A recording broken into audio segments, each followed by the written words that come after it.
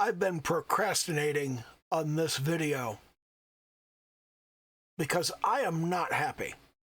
And I don't want to do this. I don't want to make this video. I don't like making this video, but there are a couple of things. I'm going to do two things today that I'm not happy about, and one of them is toward the end of the video in my showing up segment where I have to do like some work. I'm going to be doing further work on painting the portrait of Huang Le that I've been working on here and there for a couple hours. I suck at portraits. I'm really bad at them. Capturing a person's likeness is hard, and I'm not good at it.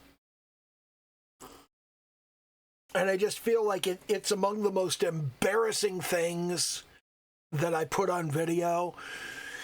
But that is exactly the kind of shit you want to put on video, because one of the biggest problems that people have in the world is that because they can only do a little, they do nothing. And the reason they do nothing is because they think their little is embarrassing and crappy, and they don't want to do that little bit. But the thing is that if you do a little bit over and over and over and over again, that adds up to a lot. And when you do nothing over and over and over again, that adds up to nothing. So you can add up to a lot, or you can add up to nothing. If you can only do a little, do what you can do. For God's sake, do something. So I'm going to do what little I can do to make progress toward being able to paint a portrait that actually looks like what I'm painting the portrait of. I'm not happy about that. We go through our lives, and especially with social media, we're looking at everybody else's highlight reel, and then we look at our own life, and we got the fucking bloopers. Okay, we've got everything we ever fucked up. We've got every mistake we ever made, every stupid thing we ever said, every stupid thing we ever did, and it's all like right there. And then you turn around and you look at everybody else in the world, and they're like, look at the great shit I did. I'm definitely guilty of posting my highlights all over social media. I gotta post my bloopers too. Okay? It's important to post the fucking bloopers. It's really important. So that people know, you know, your life isn't all highlights. Their life doesn't have to be all highlights. It can be more than just that, you know? And anyway, we're going to talk about some really crappy code that I wrote because I did a lot of work toward learning my way around Godot's animation tree, and I did not learn enough to make it work. And I talked about this before, you know, I feel like the problem is that everybody is just kind of finding their own path to do their thing, and they're not making something that's going to work for anybody else. And because they're not making anything that's going to work for anybody else, I have to look at what they did and go, well, how is what they did different than what I did? And how would I do the thing that they did, except modified to work in my project? And I don't fucking know. I just don't fucking know. I haven't been able to reverse engineer that and figure out how to make it work for what I'm doing. So what I did instead was I went in and I just kind of hard-coded a bunch of shit. I don't like to hard-code shit, but it was the best way to go about doing things, and I actually feel like I did a fairly good job of making this piece of shit work.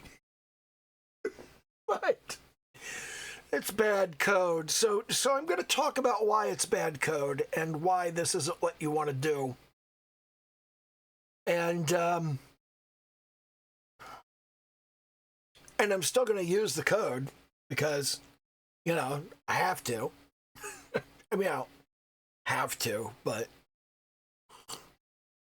I'm going to use it because it works, because I have code that works. And let's kind of jump in here, and we will begin by talking about what it is that I did. And what I did was I set everything up so that we now have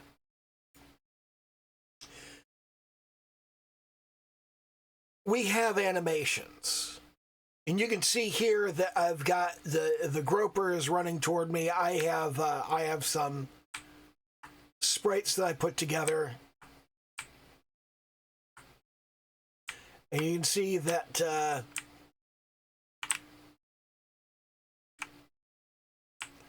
the guy's chasing me. This is not working the way that it's supposed to. Okay.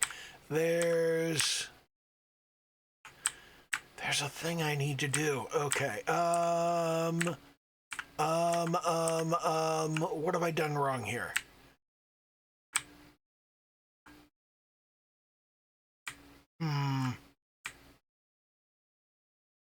This is broken. It's not broken for me, but it's broken for the groper. Because he's moving in an analog fashion. And I'm moving in a digital fashion because I'm using the keyboard. Because this isn't the exported version of the game that has support for the Steam controller's analog stick. So while I can use the controller, it's operating like WASD keys.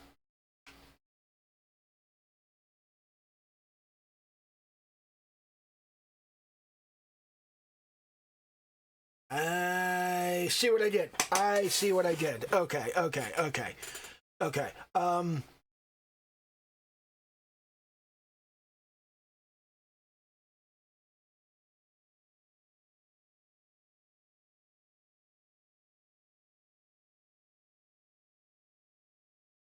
Okay, I know what it is I need to fix, but let's talk about what's actually working before I get to worrying about how to fix this. What's happening here is that I'm dividing the screen up. You can see how the screen's divided into quadrants. You've got the red, green, yellow, blue, right? It kind of goes around. The movement is also divided into those same quadrants. And it's not supposed to be. It's supposed to be divided into a slightly different set of quadrants, and I'm going to go and fix that, actually. And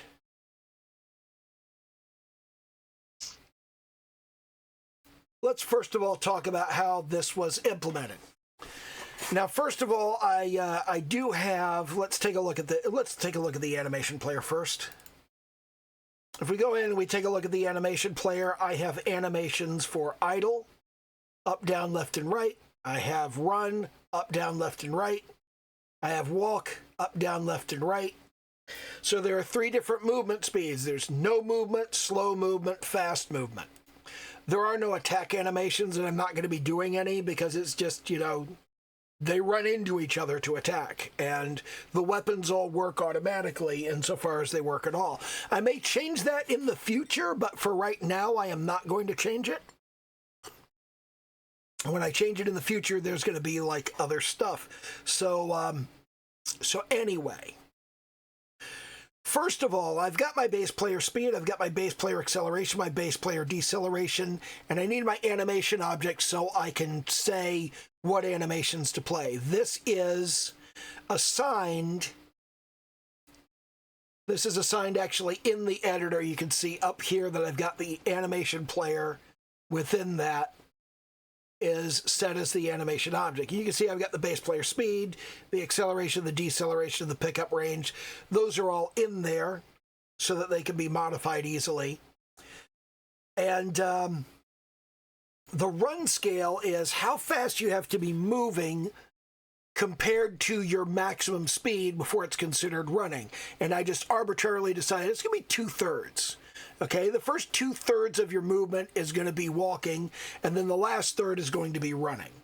And then we have player run, and this is the actual speed that the player has to be moving for it to be considered a run. So I've got the player run is set in the constructor to the base player speed plus the run scale. Then we got the player animation. This is the current animation that we're playing, and this is 0 based, and it goes up to the number of different directions you can face, which is the facing count, and then that's multiplied by the number of different actions you can be taking in a given direction. So the animation list has a list of all of the text values for the animations. I don't like this. I don't like it. I don't like having this dependency.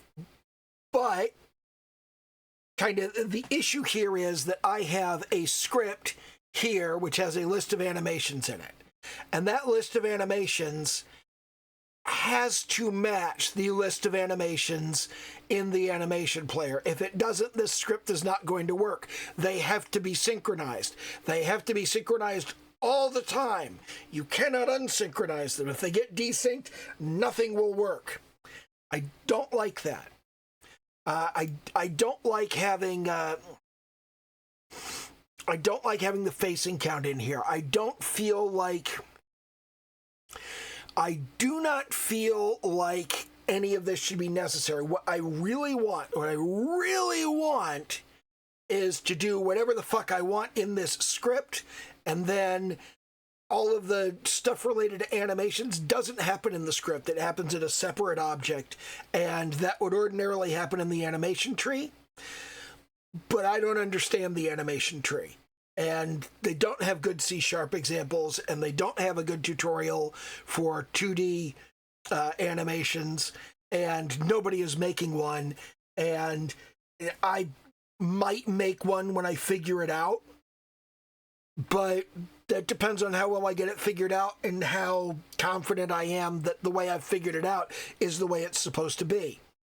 So anyway, what's going on here is that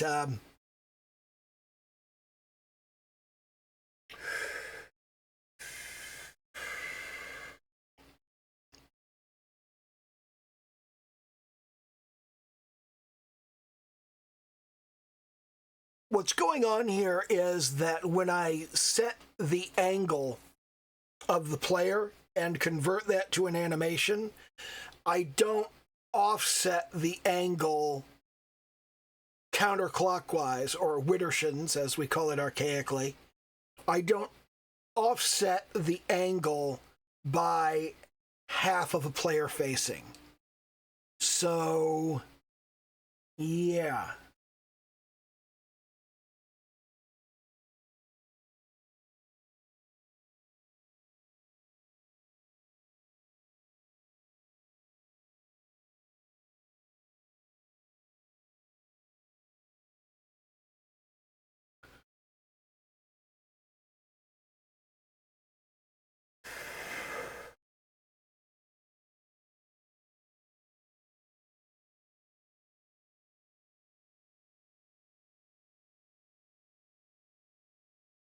So what I do here, first of all, is I get the angle, and the angle is in radians, so it comes out as a number of radians that could be between 0 and 2 pi maximum.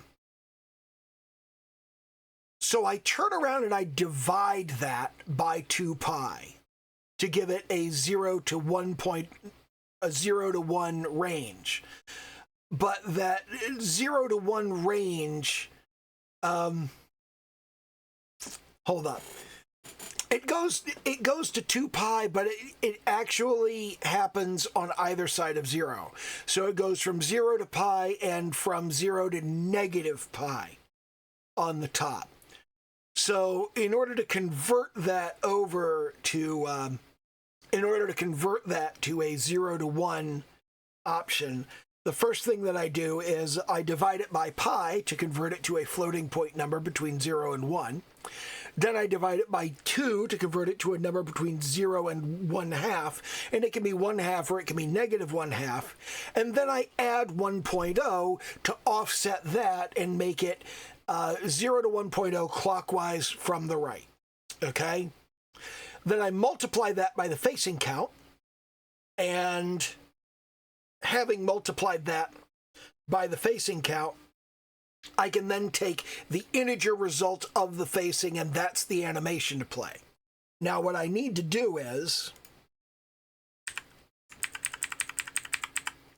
if facing is less than 0, facing plus equals 1.0 f.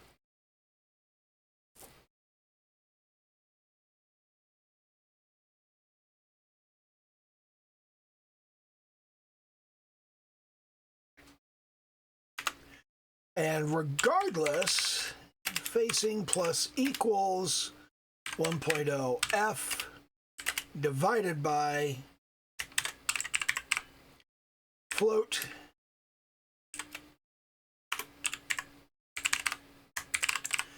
facing count. Actually, it's not 1.0, it's 0.5 because I want half of that.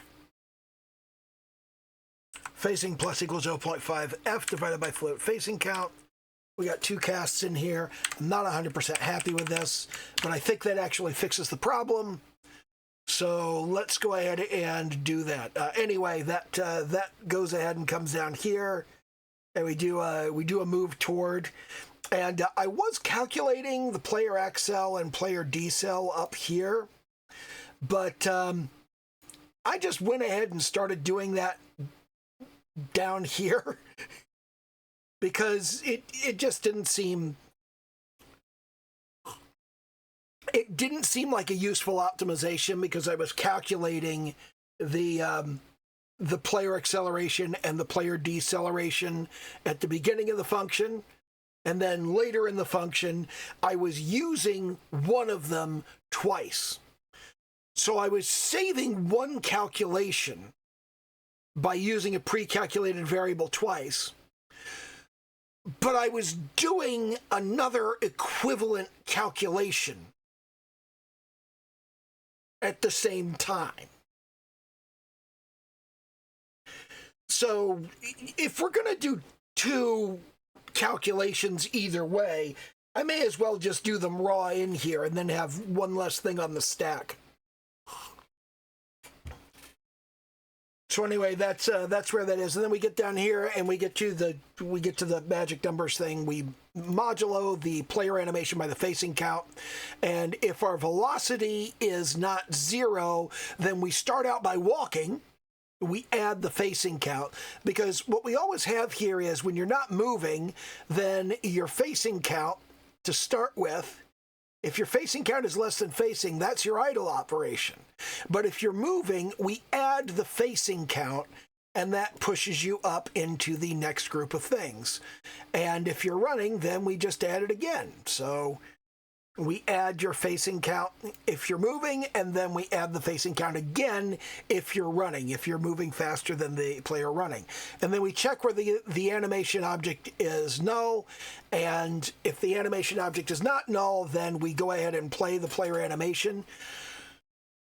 I do not check whether the player animation is in the...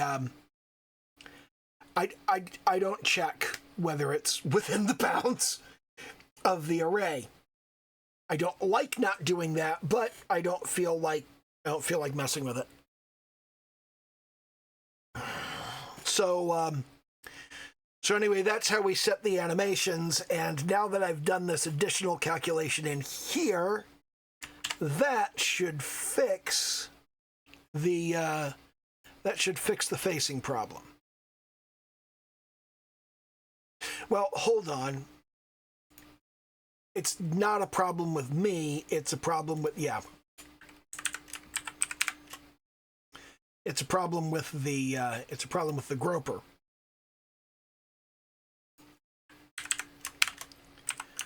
which it's identical code, almost identical. There are a couple of different names.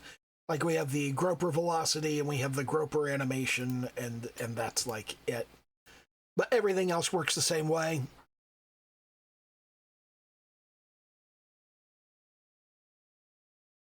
And again, it's calculated up here in the constructor.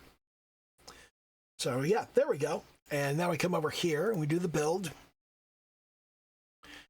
And then we'll run that. And when we run that, we should now see, yeah, we've now got better.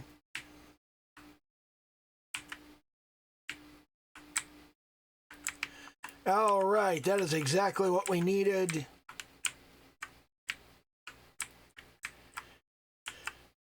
And you can't really see the difference between walking and running because you jump immediately to running when you've got digital input. In order to see that, you have to export the project. So just export this over here. We'll save that over top of the existing one, and then I will fire that up.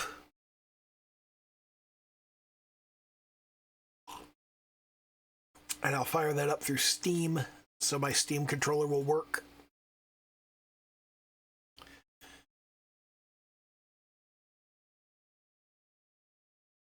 So we'll click that on, and now you should be able to see that if I just push the stick a little bit, you can see that the character walks. And now you can see that when I push the stick all the way, the character runs. And if I just walk, you can see that I can walk in all the directions. And when I stop, I idle right at the direction I was already idling at, because I'm not setting the facing when the vector changes. When the vector changes to 0, I do not change the facing. I leave it where it is, so it remains whatever it was before. So we can go from walking to running, and that actually works. And we've got some animated sprites, and we now have the ability to run from the enemy. Obviously, there's some tweaking to be done. I should probably say something about where I got these graphics.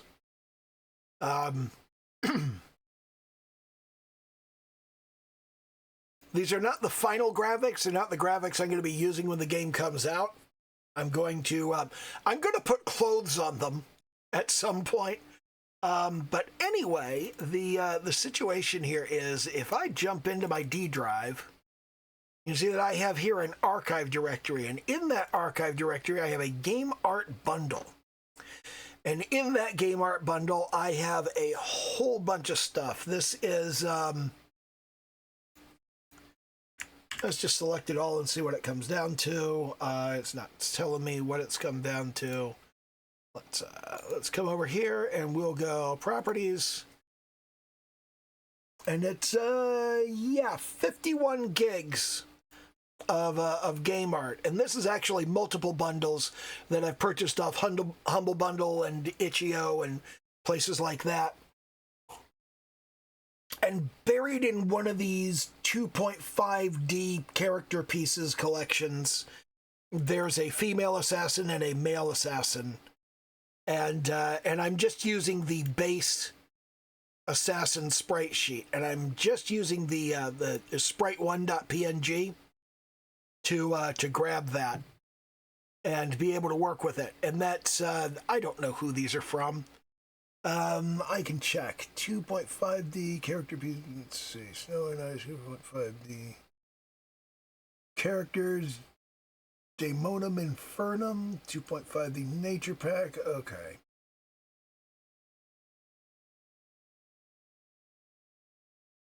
Character pieces. There we go. Character pieces volume 2, 2.5. There it is. It's in the female assassin and the male assassin. And this is from PV Games. If I open this up, it'll open up in Microsoft Word, and that'll open off screen. And let me just kind of grab Microsoft Word and make the window smaller and pull it down here. And that is as apparently at www.patreon.com/pvgames. And he's got some information in here about like what these characters are. Here are the paper doll resources that he's trying to show off and whatnot. And yeah, that's just that's where I got the placeholder graphics. And I'm going to be doing my own graphics and my own sprites for this as the project progresses. But for right now, I wanted to have something that actually worked and had animations in it, so that when I get around to doing that, I can actually turn around and go, here it is. And anyway, yeah, that's where those graphics came from. And is there anything else I really need to cover about this? No, I think that's about it. Those are placeholder graphics. I'm not going to keep them forever, but it does have a better representation of how the game is going to look once it's finished. Which that's a thing I kind of want to mention real quick. I was talking to somebody in my DMs on Discord. Nobody ever talks on the fucking server. Like, we don't have game development discussions on the server ever. It's just, people just talk to me specifically. And I wish you guys would not do that. I wish you guys would have public conversations on the Discord. That's what the Discord is for. If you don't have serious, meaningful discussions on the Discord, it looks like there are no people to have meaningful discussions with there. And we're stuck with Avis and Kata hitting on each other. And that's, you know, I'm sure some people show up to the server and go, what the fuck is this? And just leave.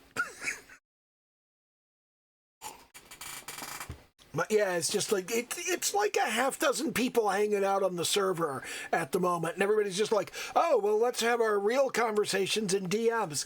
God damn it, talk publicly. I mean, I'm not going to yell at you when you're in my DMs and go, have this conversation on the server. Maybe you've got good reasons not to. I'm not going to nag at you there, but I'm going to nag at you here. Have the conversations on the fucking Discord server.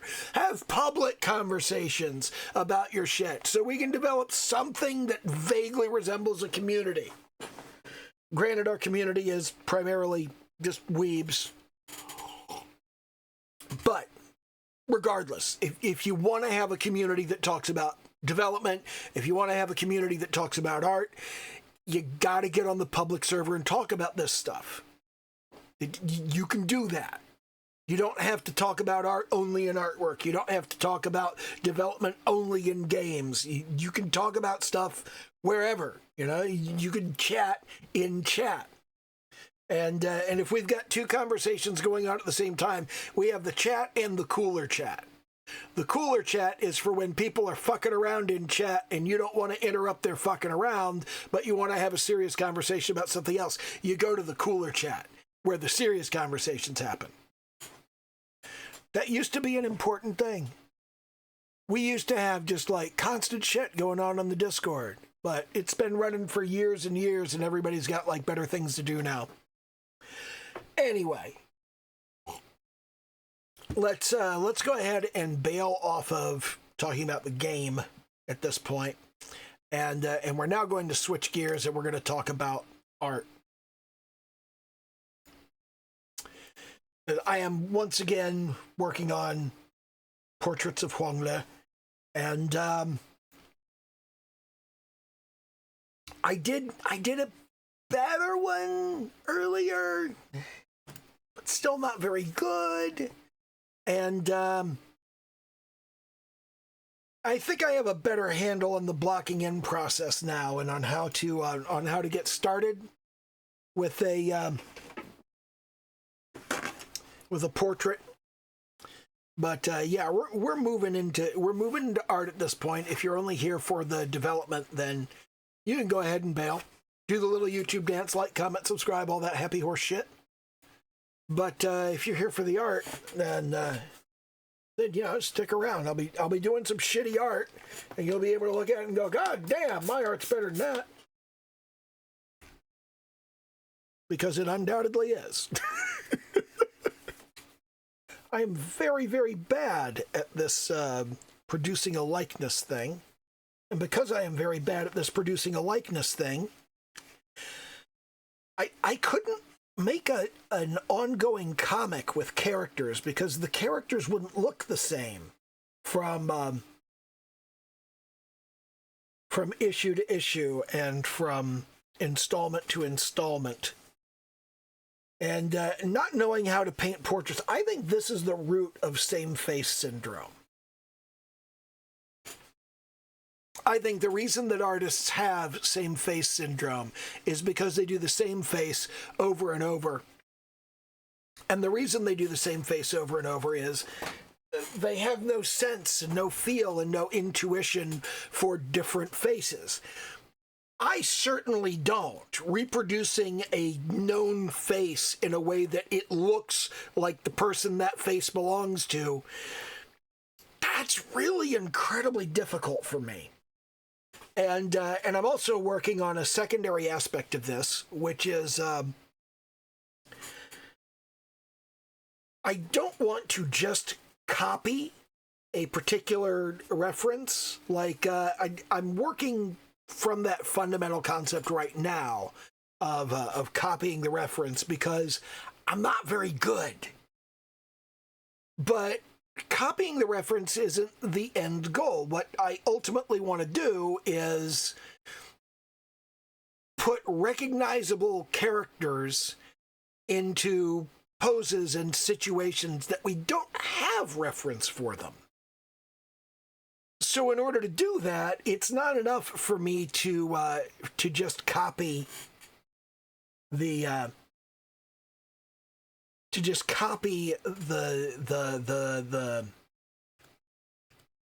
reference. I kind of have to understand the structure of the face as a meaningful three-dimensional object.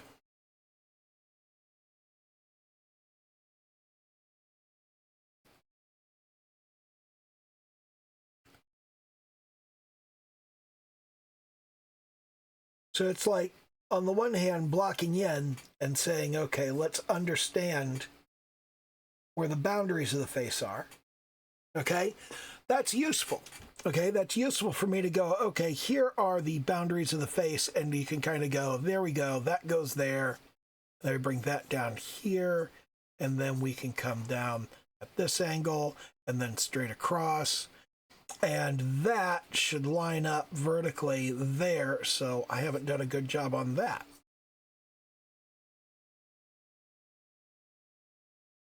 So you just kind of, you can look at this and you can go, if we just go straight down, like so, then you can see, well, actually it doesn't line up with that. If we come straight down like so, then it ends up being a little bit to the side.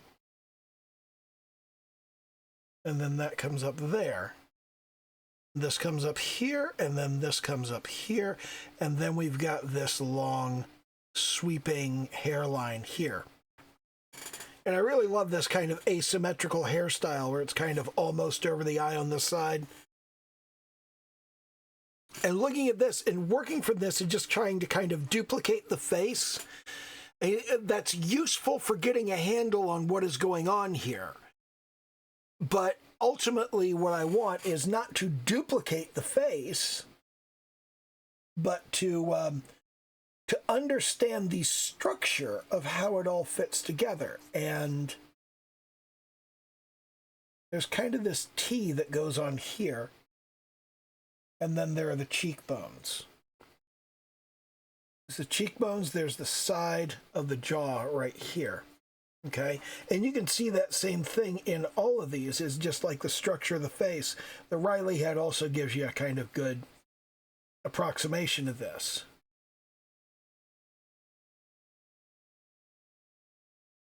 You can see here's sort of the orbit of the eye.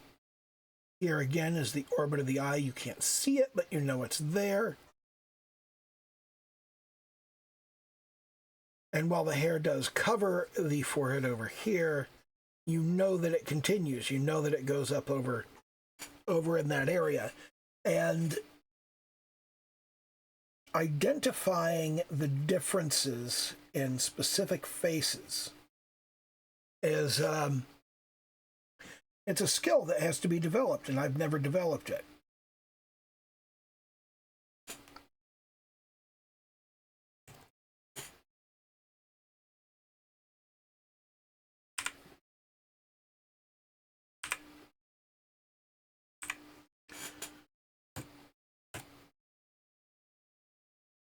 So what I'm trying to do is kind of get a handle on this and to go, all right, let's understand sort of what it is that I'm doing and where I'm putting things. And starting from here, coming straight down, we can see that this passes by the edge of the nose. Well, where is the nose vertically? It's right there.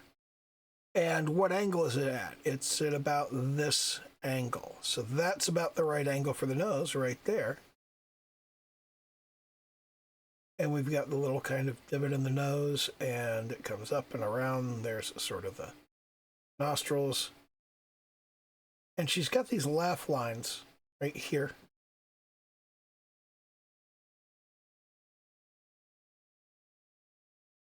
That curves around.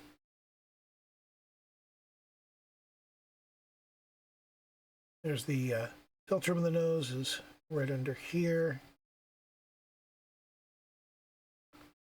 And then she's got this kind of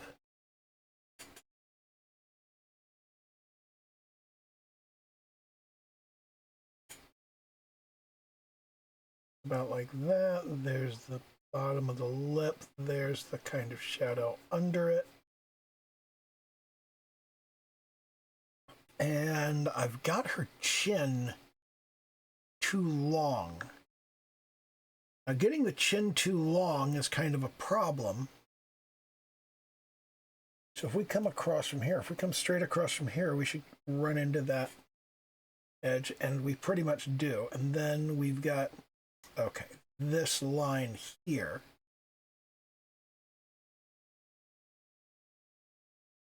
Too shallow. Up from here. Okay, so there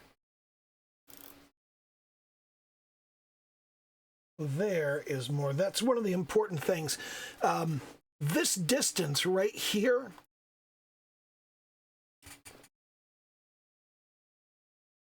this distance from the bottom of the chin to the bottom of the nose, okay, that is youth.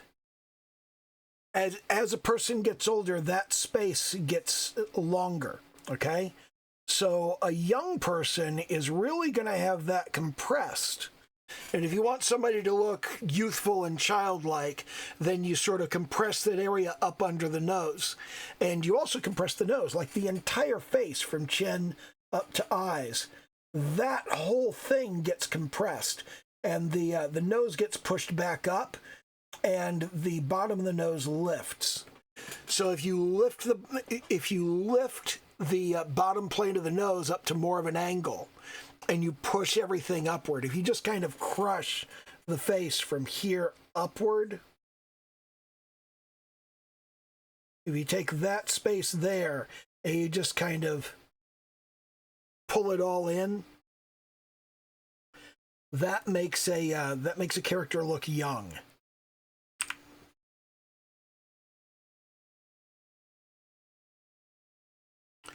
Let's just hit undo a bunch of times in here to get us back to something approximating what we're trying to work with. And here's kind of the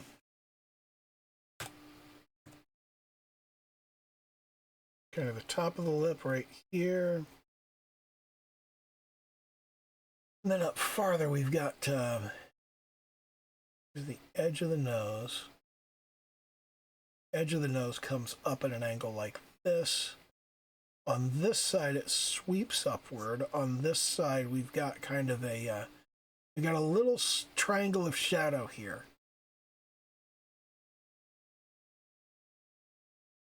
As you do this sort of stuff, eyebrows are kind of high. And you can see that this bridge of the nose sweeps up and into the eyebrows, and then underneath the eyebrow, you can see that the eye itself is sitting in there like that. And this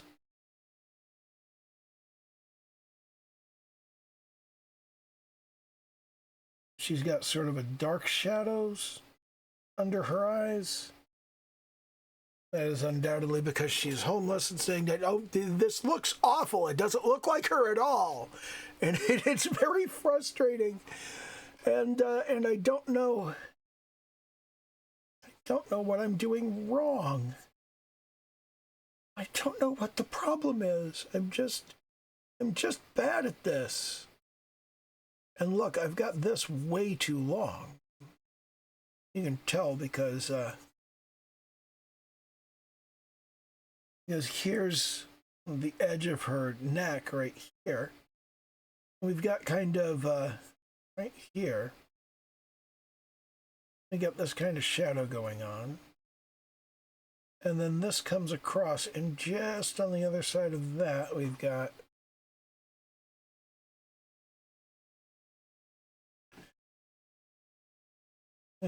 that leading into the shoulder. Here's the hair. And you see this just doesn't look right.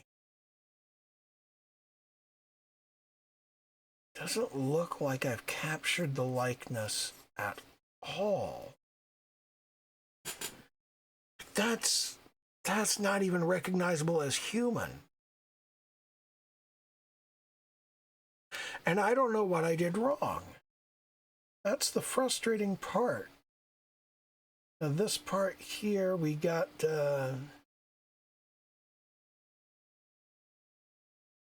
notice here in particular. You see the little highlighted top of that fabric there. Fabric folds have volume. They don't just come up and fold over sharply. They have actual volume, and there's a soft edge to that shading right there. Oh, God. I'm doing a terrible job of this. I don't know why I'm doing a terrible job of it. I don't know what the problem is. I don't know what I'm doing wrong. That is the most frustrating thing. And it's really difficult to internalize that when you're older, because it's like, I am 55 years old. I'm good at most of the things that I do. This is a thing that I do, and I'm not good at it. And I don't know how to not be good at things anymore.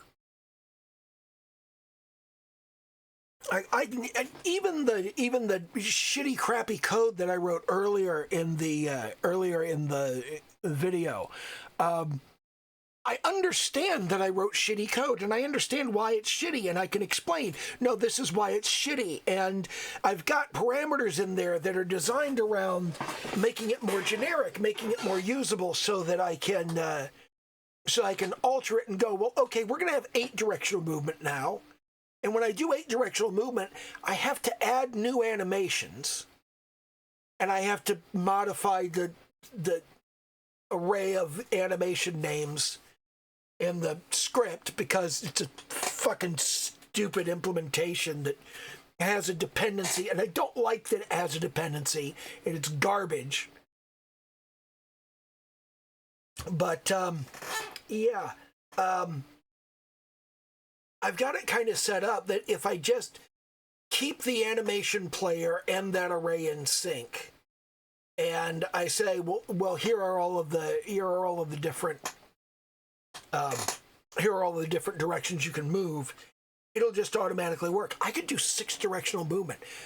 That would probably be a good example of how flexible this is to be able to do 6-dimensional movement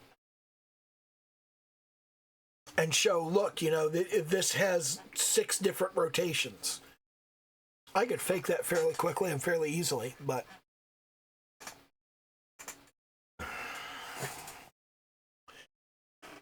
with that, I know what I'm doing wrong, and I'm looking at what I'm doing, and I'm like, this is bad because of reasons, and I know what the reasons are, and I can explain what the reasons are, and I can explain what I should be doing instead, but I either can't be arsed to write the code that's that involved, or I don't know how, or there's an implementation, there's a library function that I don't know how it works. And as it is, there's an animation tree, and I don't have good information on how to use the animation tree for sprite animation. And I can't find anybody that's explaining it in any meaningful way. I was bitching about this earlier in my old man yapping video, earlier in the week. And I can't find anybody explaining that well, and I'm reading through the documentation, and it doesn't cover the case that I'm trying to work with. And I've got to connect a whole bunch of dots, and I'm not entirely sure what the dots are, let alone how I'm supposed to be connecting them. And that's very, very frustrating.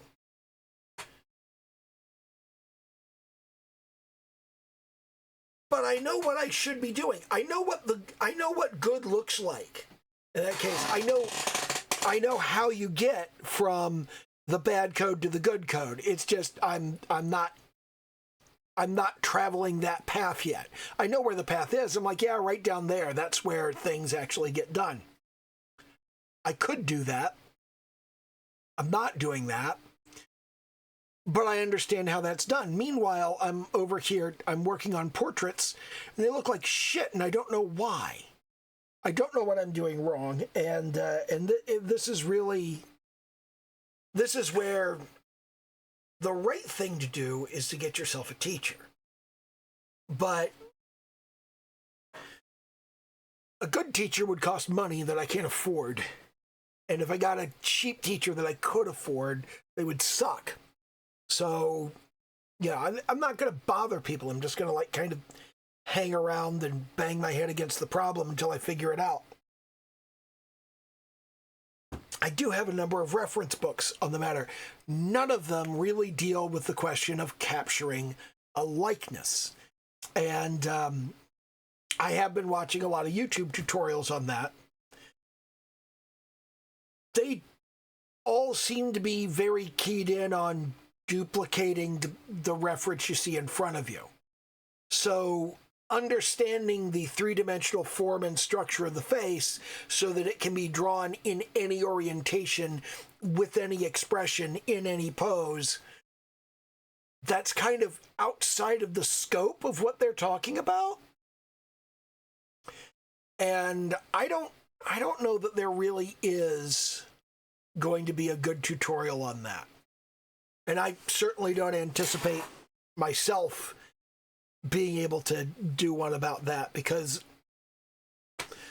portrait painting is something people work on for years and never feel like they've gotten all that good at. And I'm not going to work for years on this. And on top of not going to work for years on this, I don't need to get that good, really. But anyway, that's frustrating, and that's annoying, and I don't want to bang my head on this anymore tonight. So I'm going to go ahead and call a halt to that and go, yeah, no, I'm not doing more of this.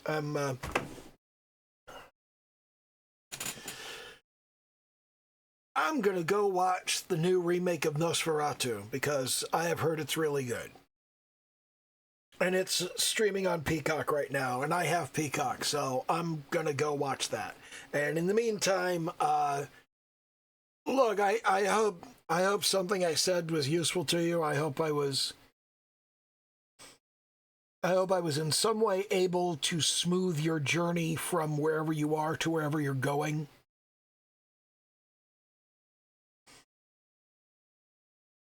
I'm sorry it took me so long to get this video out, but again, I was procrastinating because I'm bad at this stuff, and I don't like being bad at stuff, and I don't like jumping up in front of an audience and going, hey, watch me be bad at stuff. But it's so important to communicate to people that want to get good at stuff. You're going to be bad at stuff. You're going to do bad work. You're going to know better, and you're going to do bad work anyway because you just can't be arsed. And then there are times that you just don't know what the fuck you're doing, and you're going to do bad work, and nothing you do can improve the work. Sometimes you choose to do bad work because of constraints and priorities. And sometimes you're forced to do bad work because you don't know what the fuck you're doing. And I've shown an example of both of those tonight, and I hope it was helpful to somebody, because it sure as fuck wasn't all that helpful to me. It just made me feel like shit for an hour. Longer than that, actually. I've been sitting around going, I need to do this video since like 10 o'clock. So it's like, what time is it? God, it's 5:30 in the fucking morning. So I've been sitting around staring at OBS and going, I should press record for like 6 hours. And then I went, fuck it. And I pressed record. And I did this. I don't know. I hope it was useful to somebody. I don't know how useful it was to me. I mean, it is doing a little rather than doing nothing. That's what I was talking about all the way at the beginning. A whole lot of little adds up to a lot, and a whole lot of nothing adds up to nothing. So I've done something over here. And that's better than nothing. So anyway, once again, do a little YouTube dance, all that shit. Like, comment, subscribe, all that happy horse shit. And, okay, bye.